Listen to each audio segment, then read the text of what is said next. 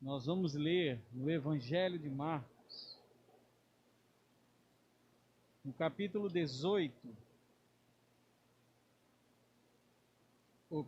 Evangelho de Lucas, capítulo 18, a partir do versículo 1. Nós temos falado durante esse tempo sobre histórias e lições, as parábolas do Mestre.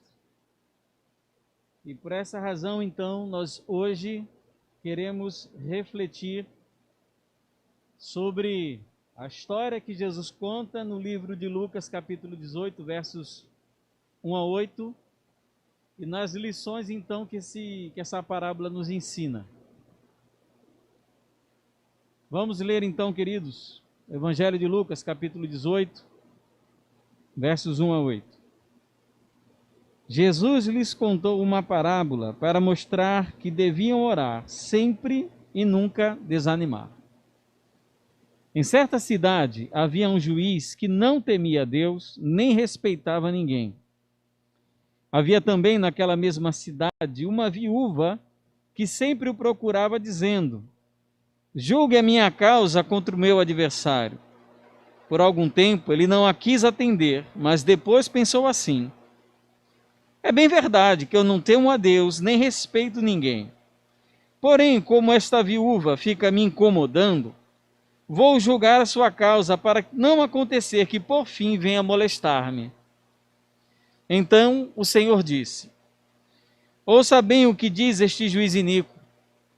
Será que Deus não fará justiça aos seus escolhidos que a Ele clamam dia e noite, embora pareça demorado em defendê-los? Digo a vocês que depressa lhes fará justiça. Contudo, quando o Filho do Homem vier, será que ainda encontrará fé sobre a terra? Vamos orar.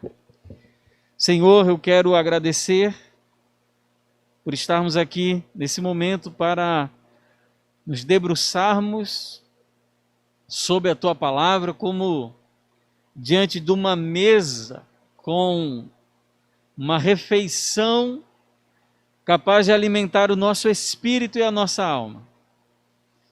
Então, Deus, que possamos, diante da oferta do alimento espiritual da Tua palavra, receber com alegria, para que a nossa alma, o nosso interior, ó Deus, esteja satisfeito, alimentado, e que haja para nós uma transformação. É o que nós pedimos em nome de Jesus. Amém.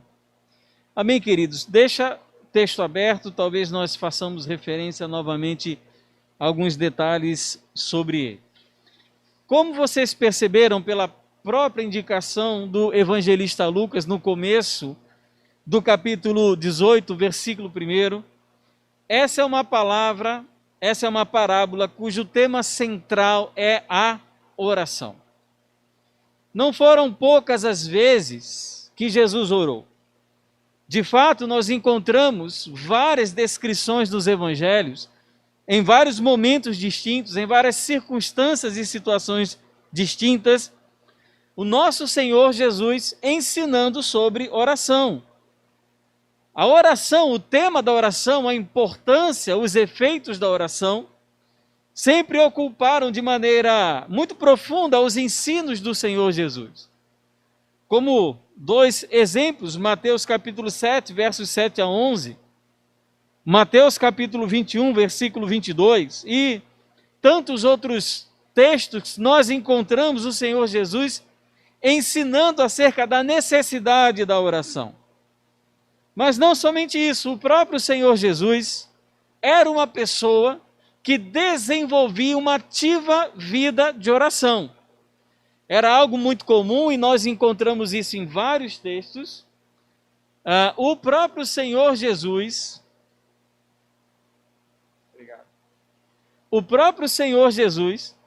tendo prolongados momentos de oração. Quando o Senhor se retira, como diz o Evangelho de Mateus, para o deserto a fim de ser tentado pelo diabo, com toda certeza, aqueles 40 dias e 40 noites em que ele não se alimenta, ele passou aquele tempo em oração. quando o Senhor Jesus está para escolher os seus discípulos, aqueles que seriam os seus apóstolos, ele tem um tempo sozinho de oração, diz o texto que ele passou a noite toda orando.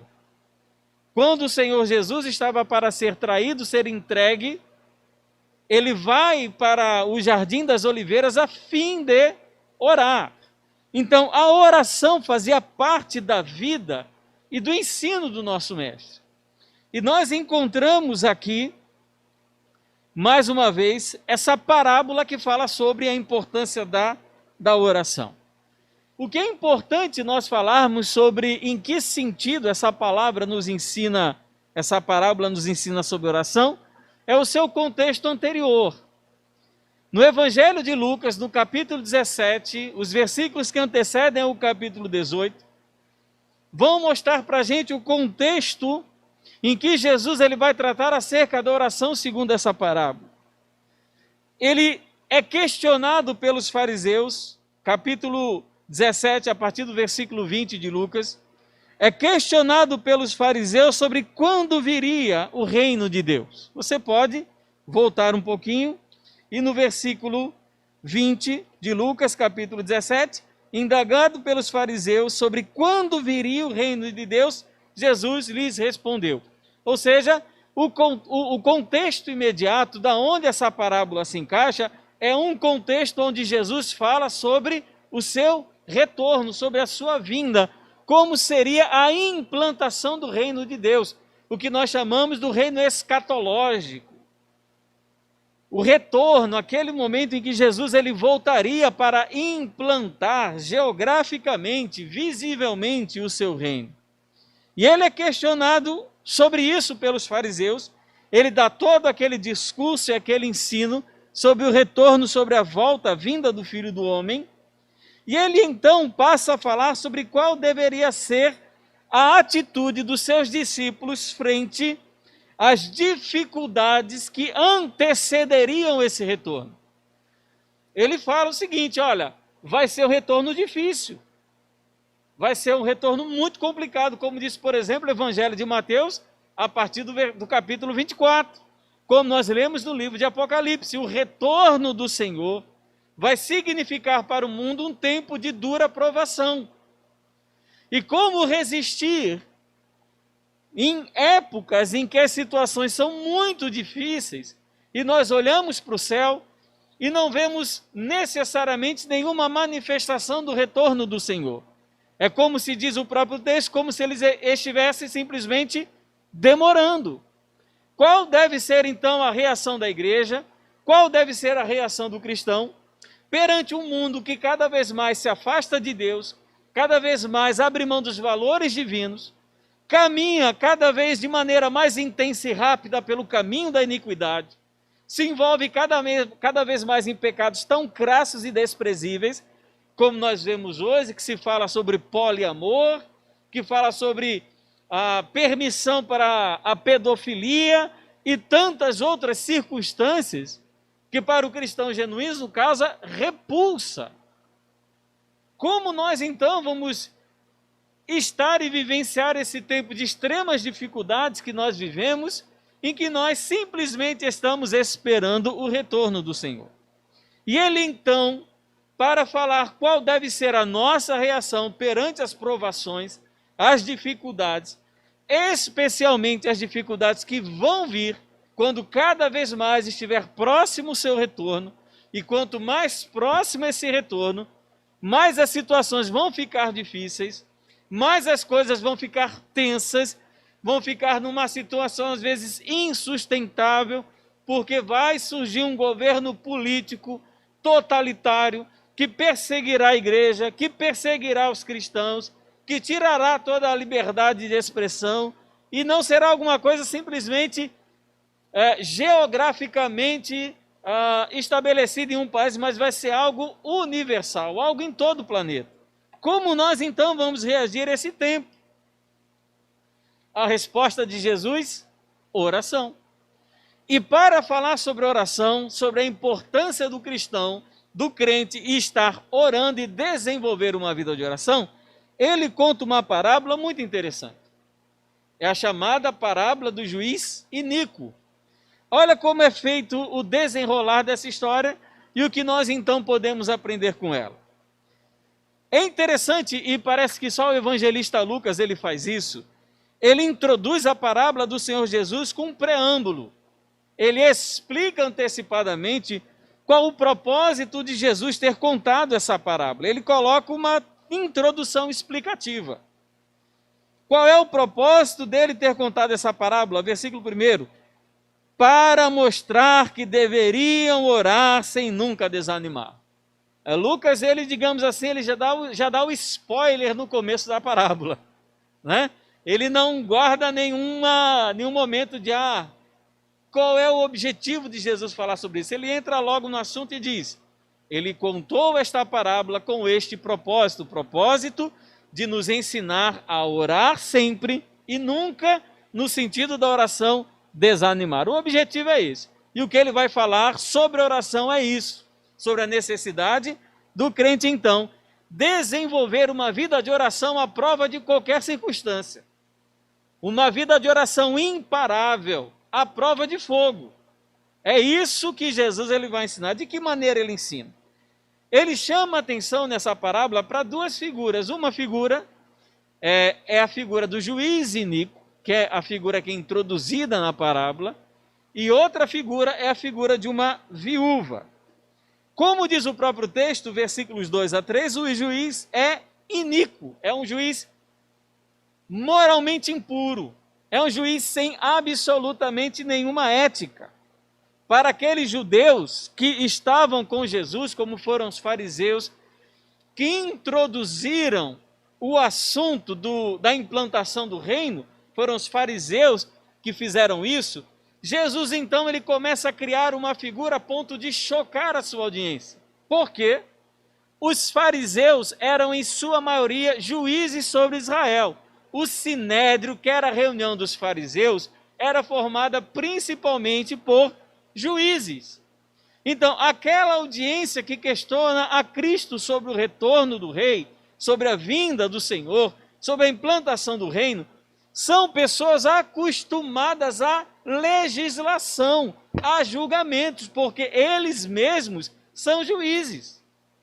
Então Jesus ele vai chocar aqueles homens dizendo o seguinte: era um juiz iníquo, né?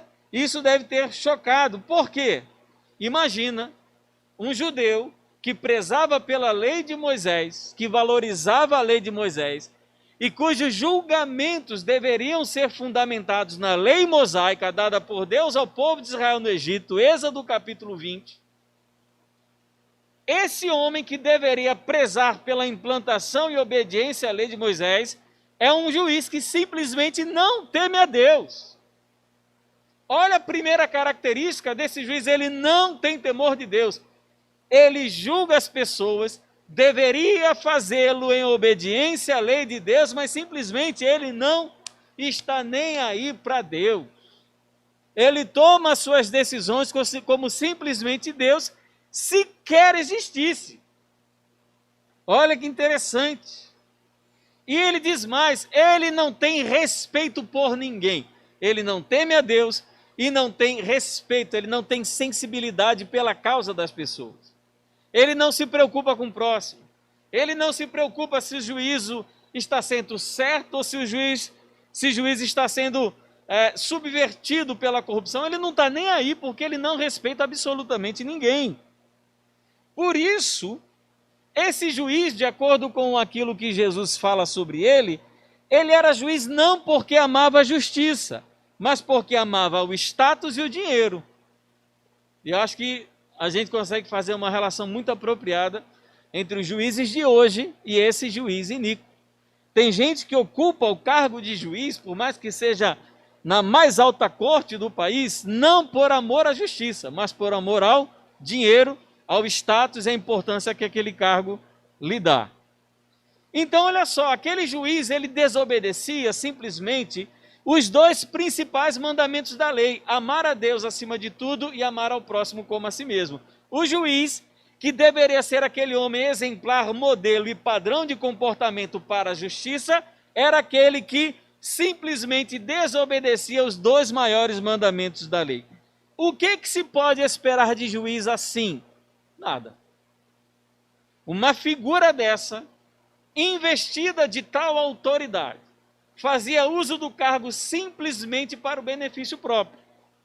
E o que é então uma pobre viúva perante o juiz dessa qualidade? Nada. E aí, Jesus então introduz essa segunda figura na sua parábola, que era a figura da viúva. O texto diz que essa viúva insistentemente procurava aquele homem. Ela era viúva, e como viúva ela não tinha marido. A justiça daquela época era voltada exclusivamente para os homens. Mulheres não iam aos tribunais. Mulheres, elas não clamavam pela própria justiça, elas dependiam de algum homem que pudessem se apresentar aos juízes para pedir pela sua justiça. O que Jesus está querendo dizer é o seguinte: é a situação de desamparo dessa mulher. Ela não tem um filho, ela não tem um genro, ela não tem um primo, ela não tem um parente, não tem amigo, não tem ninguém que fale por ela. Ela se vê obrigada a falar por si mesma. E o que ela faz? O texto diz que insistentemente essa mulher vai até a presença do juiz, porque simplesmente ela não tem outra coisa a fazer. Vai fazer o quê? Não tem o que fazer. Por mais que aquele juiz seja odioso, desprezível, um crápula, um canalha, mas ele é o juiz e eu estou na dependência dele, eu só posso então recorrer a ele. Não tenho o que fazer. E assim essa mulher então fazia. Todo dia ia ela na sala do juiz pedir que ele julgasse a sua causa contra o seu adversário. As viúvas e os órfãos, segundo a lei de Moisés, deveriam ser especialmente protegidos. Nós vemos isso em Êxodo capítulo 22, versículos 22 a 24, e Isaías capítulo 1, versículo 17. As viúvas e os órfãos perante a lei eram pessoas que deveriam receber uma proteção especial, e esse homem simplesmente não está nem aí para a causa dessa viúva. O que ela faz? Todo dia ela vai na sala daquele juiz e vai então interceder e pedir, insistir, para que ele julgasse a causa dela contra o adversário. Aí olha só o resultado então dessa insistência. Nós lemos isso no versículos 4 e 5. O juiz, a princípio, ele não queria atender o pedido da viúva. Ela estava nem aí.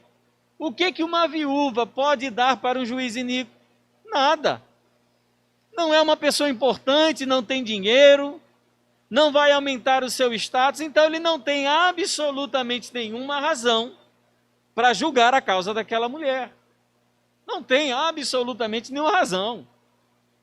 Aquela mulher poderia morrer sem ver a causa dela. Aquela mulher simplesmente podia desistir. Desisto. Ele não tem absolutamente nenhuma razão para atender o que ela pede. Primeiro, porque ele não teme a Deus. Então ele não tem medo do juízo de Deus contra ele. E segundo, ele não tem absolutamente respeito por ninguém. Ele não tem temor de absolutamente ninguém nesse mundo. O que acontece? O juiz não queria atender o pedido dessa viúva. Mas ele vai buscar conselho com uma pessoa muito importante, a única pessoa importante para ele. Ele mesmo. Ele conversa com ele mesmo. E ele diz o seguinte: realmente eu sou uma pessoa extremamente iníqua, eu sou um homem desprezível, um canalha, eu sou um crápula. Porque eu não temo a Deus e não respeito ninguém. Ele se assume. Aquele título que as pessoas reconheciam para colocar nesse tipo de homem, nesse tipo de juiz, um homem que não teme a Deus e não tem respeito por ninguém, não é dito agora por outra pessoa, mas é um auto-reconhecimento daquilo que ele é, sem nenhuma vergonha. A gente às vezes, agora voltando para a nossa situação atual, a gente fica pensando, meu Deus, será que esse fulano consegue dormir quando coloca a cabeça no travesseiro? Né? Tem gente que rouba tanto, que faz tanta coisa errada, e a gente pergunta, será que a pessoa consegue dormir quando coloca a cabeça no travesseiro? Consegue! Porque tem gente que não tem escrúpulo, que não tem consciência, que não tem vergonha. E era a situação desse homem, ele mesmo diz: eu não temo a Deus e não respeito ninguém. Qual a razão que eu tenho então para julgar a causa dessa viúva? Só tem uma, que essa viúva é muito chata. É muito insistente. Ela não para, ela não vai me deixar em paz até eu dar o que ela pede. A única razão é a insistência, é a perseverança daquela mulher. E ele diz, no texto é interessante, ele fala: eu vou julgar, versículo 5, porém, como esta viúva fica me incomodando, importunando, me chateando, vou julgar a sua causa, para não acontecer que no fim ela venha molestar-me. Essa palavra molestar no grego é uma palavra que Paulo usou quando ele fala sobre esmurrar o próprio corpo. Então é como se aquela mulher ficasse todo dia esmurrando, não fisicamente, mas emocionalmente, mentalmente, aquele juiz, perturbando todo dia. E simples e unicamente por essa razão, ele decide então julgar a causa daquela viúva. E Jesus então ele faz aplicação desse ensino, a partir do versículo 6 até o versículo 8. Versículo 6, olha só como é interessante. Então o Senhor disse: ouçam bem o que este juiz iníquo, o que diz esse juiz iníquo. Eu vou julgar, a palavra de juiz é essa. Eu vou julgar não por causa de mim mesmo, mas por conta da insistência dessa viúva. E é aqui que Jesus ele vai fundamentar o ensino dele para a sua igreja sobre a importância da vida constante e perseverante de oração. Porque a insistência, ela alcança as coisas. Será que Deus não fará justiça aos seus escolhidos, que a Ele clamam dia e noite, embora pareça demorado em defendê-los? O que Jesus está dizendo para a gente é o seguinte, com base no ensinamento desse grande homem iníquo e dessa mulher desamparada viúva. Ora, se um juiz iníquo, se um homem que não temia a Deus e que não respeitava ninguém, ele foi convencido pela insistência de uma viúva, quanto mais o nosso Deus, sendo justo e bom, também não nos dará aquilo que pedimos devido à insistência da nossa oração. É essa relação que o Senhor Jesus está fazendo. Assim como aquele homem iníquo, sem coração, sem compaixão, sem amor, sem respeito, sem ética, sem moral, aquele homem simplesmente, pela insistência daquela viúva, concedeu o que ela pedia. Quanto mais o nosso Senhor Deus eterno, sendo bom e maravilhoso, não nos dará também aquilo que insistentemente pedimos nas nossas orações. Deus ele fará justiça se um juiz iníquo atendeu ao pedido da viúva pela simples insistência, quanto mais o Senhor. E ele usa 3 expressões para se referir a nós aqui nesse texto. Primeiro, chama dos seus escolhidos. Nós não somos qualquer pessoa. Nós não estamos desamparados. Nós não estamos desprezados. Nós não somos pessoas que caminhamos por essa vida sem ter a quem recorrer ou quem nos socorrer. Nós somos os escolhidos de Deus e isso para o Senhor vale alguma coisa. Talvez para você hoje não valha tanta coisa, talvez para você ter um carro do ano, ou uma ocupação melhor, um salário melhor, fosse melhor do que ser um escolhido de Deus. Mas o Senhor fala que Ele vai ouvir porque nós somos seus escolhidos. Não veio de nós, não foi nossa escolha por Ele, foi a escolha dEle por nós. Foi o chamado dEle para nós. Foi a obra que Ele fez em nosso favor, foi aquilo que Ele fez por nós. Então nós somos os seus escolhidos, fomos separados para eles, conquistados para Ele, e por conta disso então o Senhor não nos desamparará, porque Ele não é como aquele juiz iníquo, Ele é santo, é justo e é bom. Somos os seus escolhidos. Segundo, Ele diz que nós somos aqueles que clamamos dia e noite.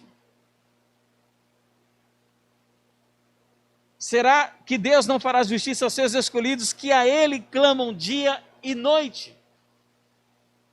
A característica, primeiro, somos escolhidos. Segundo, nós somos aqueles que clamam a Ele dia e noite. O que Jesus está nos revelando e mostrando aqui nesse texto é a importância da nossa atividade de oração, do nosso contato com Deus por intermédio das nossas petições. Dia e noite, insistentemente, de maneira perseverante, a não esmorecer. Queridos, quantos pedidos nós não iniciamos em oração sobre coisas importantes e relevantes para a nossa vida? Não estou dizendo besteira, bobagem. Eu estou dizendo coisas importantes que nós iniciamos em oração, começamos a orar, mas nos apercebemos, esperando o Senhor obter resposta, e simplesmente desistimos de orar. Não, aparentemente o Senhor não quer me dar, aparentemente o Senhor não quer que isso aconteça. Eu vou parar, eu vou esmorecer, eu vou cansar, eu vou abandonar esse pedido de oração. Esses que estão aqui orando, e essa parábola é um exemplo daqueles que, como a viúva, não tem a quem pedir, não tem a quem clamar, a não ser o Senhor. Só Ele pode resolver isso, só Ele pode fazer isso, só Ele pode tomar determinada atitude em relação ao que eu estou falando ou tratando sobre isso. E como eu alcanço o coração de Deus? É através da oração, de maneira insistente e perseverante. E ele vai falar mais ainda. Aparentemente, para aqueles que clamam, parece que está demorando. Quem já não passou por essa experiência de que parece que Deus está demorando em alguma coisa, né? De nós pedirmos e aparentemente Deus se demorar naquilo. A gente ora, a gente intercede, a gente pede e parece que não vem resposta. Parece que Deus ele não está sequer ouvindo aquilo que nós estamos pedindo ou clamando. Essa demora de Deus, de acordo com o que diz o texto, é uma demora aparente. Ele diz, embora pareça demorando em defendê-los. Parece, mas não é. Porque Deus ele simplesmente vai dar a resposta no tempo certo, a resposta está a caminho. O texto, versículo 8, digo a vocês que depressa lhes fará justiça, contudo, quando o Filho do Homem vier, será que ainda encontrará fé sobre a terra? Veja só, ele vai fazer justiça. É só uma questão de tempo, as nossas orações não ficarão sem resposta. E o que nos conduz então à falta de fé é a não compreensão da demora de Deus em nos dar a resposta àquilo que clamamos. Isso é o que o Senhor diz nessa parábola tão interessante. Concluindo, eu quero fazer alguns apontamentos com os amados. Primeiro, Deus nem sempre responde nossas orações de maneira imediata. Isso é uma experiência comum a todo cristão. Nós pedimos e Ele normalmente não responde de maneira imediata. Sempre demora algum tempo que seja, porque eu não tenho explicação. Existe explicação? Existe, mas eu não acho necessário falar sobre elas agora. O que acontece é que essa demora, nós vamos lembrar do que diz 2 Pedro capítulo 3, versículo 9, quando fala acerca da demora do Senhor. Então, o que essa parábola trata acerca da oração, de maneira muito específica, de maneira muito especial, é a nossa oração acerca do retorno e da volta do Senhor Jesus.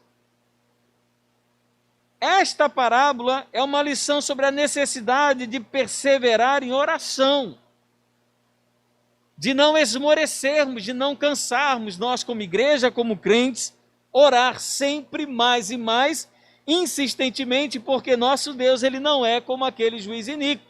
No momento certo, ele com certeza vai julgar a nossa causa. Essa oração é uma oração pelo retorno do Rei Jesus. É aquela oração que nós encontramos no livro de Apocalipse, no último versículo, no penúltimo versículo do último capítulo, em que ele fala, vem Senhor Jesus. Quantos de nós mantemos nas nossas petições, ou ainda fazem parte dos nossos cadernos de oração, das nossas listas de oração, dos nossos desejos, porque a oração é tratar sobre desejo. Você dificilmente vai perseverar em algo que você não deseja. Você provavelmente não vai perseverar em algo que você considera importante. Por que não introduzimos a necessidade do retorno breve do Senhor nas nossas constantes orações? Porque nós não consideramos o seu retorno como importante. Se fosse importante, o ora vem Senhor Jesus seria necessariamente introduzido na nossa vida de oração. Nós nos preocuparíamos em orar mais por aquelas coisas que podem apressar a sua vinda, como, por exemplo, missões e evangelismo. Nós intercederíamos mais por aquelas almas que estão perdidas sem Cristo por esse mundo. Nós não fazemos, porque o retorno do Senhor Jesus não é para nós uma prioridade. Não é, de fato, o acontecimento mais esperado para nós na nossa história.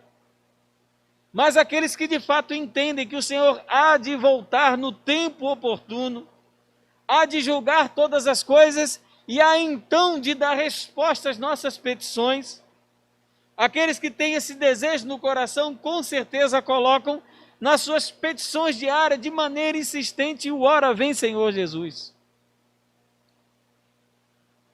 Nós vemos, queridos, tantas igrejas preocupadas com tantas coisas. Eu não vou excluir a Igreja Batista do Natal, não. Nós nos preocupamos com muitas coisas e tantos afazeres.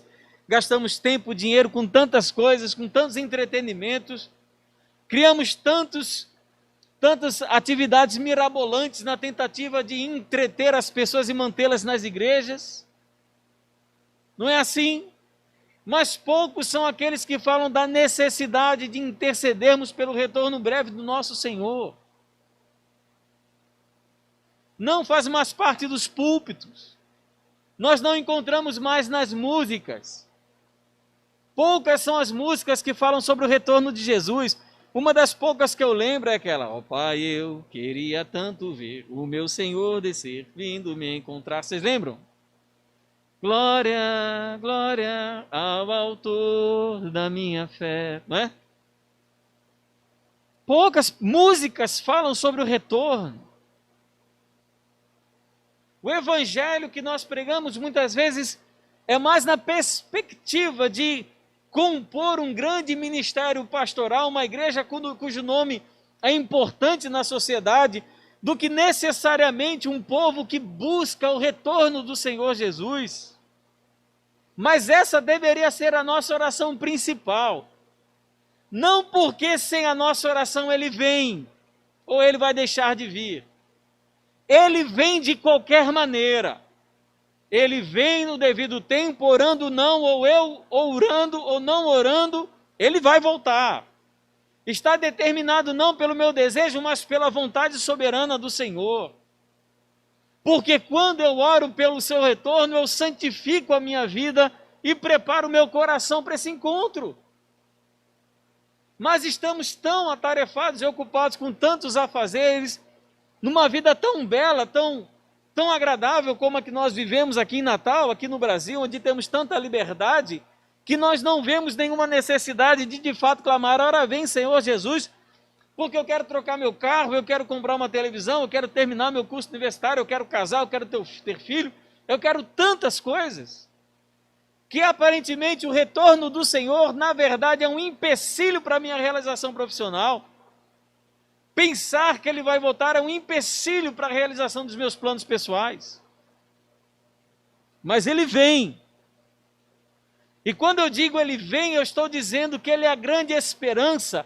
A manifestação visível do Senhor é a grande esperança para a minha vida, de que todas as minhas causas, minhas dores, minhas queixas, minhas aflições, meus pecados, minhas dores, tudo seja curado quando ele se manifestar. Então o objetivo é esse. Jesus diz: ore sem cessar, peça, porque com certeza ele vai cumprir a sua promessa, ele vai voltar, ele vai chegar aqui.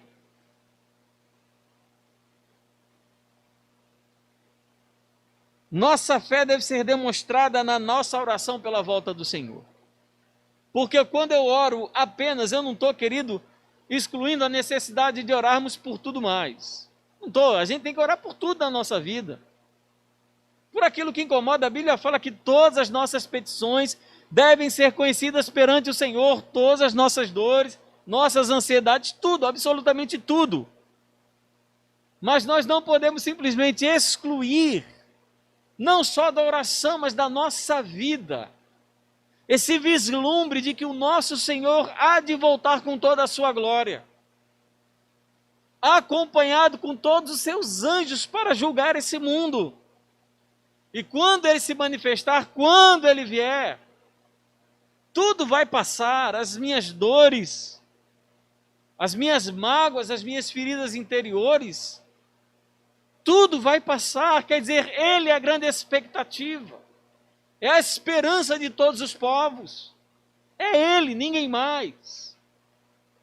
O que vai preencher o meu coração, a minha vida, não é ter um trabalho melhor, com dinheiro na minha conta bancária. O que vai preencher o meu coração é a expectativa da manifestação bendita do Senhor. E é esse tipo de oração que o Senhor Jesus nos estimula a fazer, de maneira insistente, perseverante, porque Ele vai voltar. E a igreja, só quem faz isso é a igreja. Só quem clama pelo retorno do Senhor Jesus é a igreja. Ninguém faz isso. Só a igreja que clama, a igreja que pede, vem Senhor, se manifesta, se revela. É só nós que fazemos isso. E a igreja é quem deve insistentemente e perseverantemente orar para que de fato Ele venha e venha breve. Para que Ele retorne. Porque quando, queridos, o meu coração está tomado pela expectativa e esperança do retorno do Senhor, eu consigo relativizar as dores que acompanham a minha caminhada cristã. Eu consigo suportar as grandes dificuldades que eu enfrento na minha vida. O Senhor vem. Aqui eu não encontro justiça, aqui eu não encontro paz, mas o Senhor vem e Ele vai me dar paz, Ele vai me dar justiça. Aqui eu não encontro cura, mas o Senhor vai se manifestar e eu vou nele encontrar a minha cura.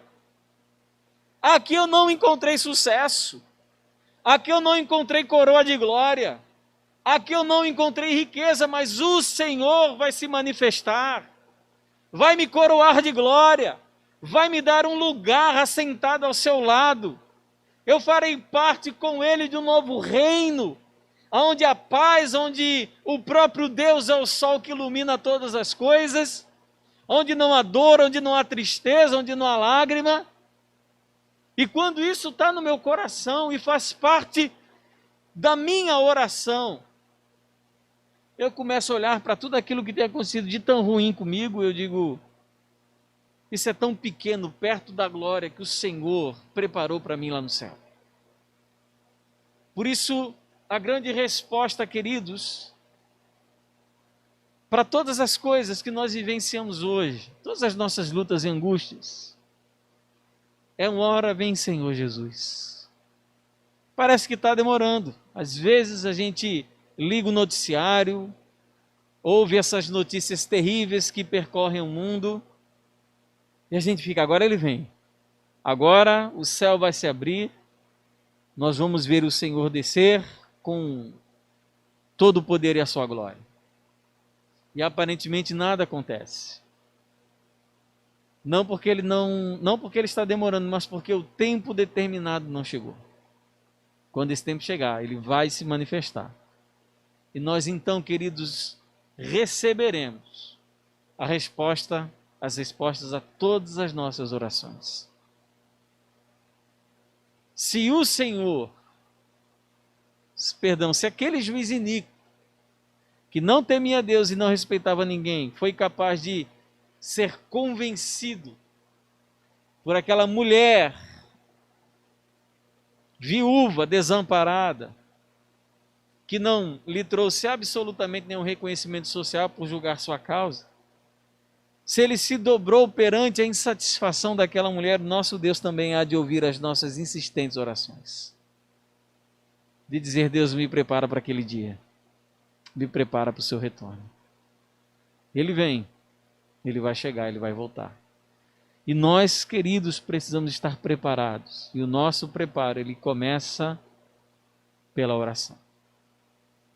Por colocar a oração pela volta do Senhor Jesus como oração principal da nossa vida. Que Deus ele tenha falado com você nessa reflexão. Eu não sei quando foi a última vez que você pediu que ele voltasse. É muito cômodo. Eu gosto da minha família, eu gosto da minha esposa, do meu filho, do meu trabalho, da minha função como pastor. Eu amo, eu gosto disso tudo, eu amo os irmãos.